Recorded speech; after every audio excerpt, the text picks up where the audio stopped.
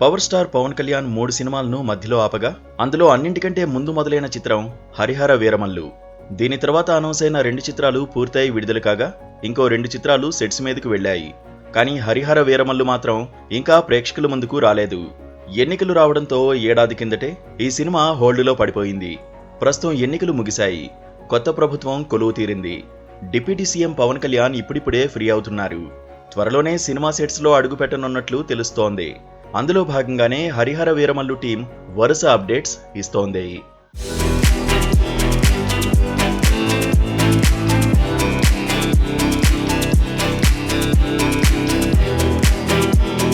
ప్రస్తుతం హరిహర వీరమల్లుపై దేశవ్యాప్తంగా భారీ అంచనాలు ఉన్నాయి. ఈ పీరియాడికల్ యాక్షన్ చిత్రానికి మరో అదనపు ఆకర్షణ తోడైంది. లెజెండరీ నటుల్లో ఒకరైన అనుపమ్ ఖేర్ హరిహర వీరమల్లులో భాగమయ్యారు. ఈ చిత్రంలో ఆయన అత్యంత విలువైన పాత్ర పోషిస్తున్నారు. పవర్ స్టార్ పవన్ కళ్యాణ్ తొలిసారిగా లెజెండరీ నటుడు అనుపమ్ ఖేర్తో తెరను పంచుకోనున్నారు. ఈ ఇద్దరు అగ్రనటుల కలయికలో వచ్చే సన్నివేశాలు సినిమాకి ప్రత్యేక ఆకర్షణగా నిలిచి అభిమానులను ఎంతగానో అలరిస్తాయని నిర్మాతలు చెబుతున్నారు. హరిహర వీరమల్లు చిత్రం జీవితాంతం గుర్తుండిపోయే మధురానుభూతిని అందిస్తుందని ధీమా వ్యక్తం చేశారు.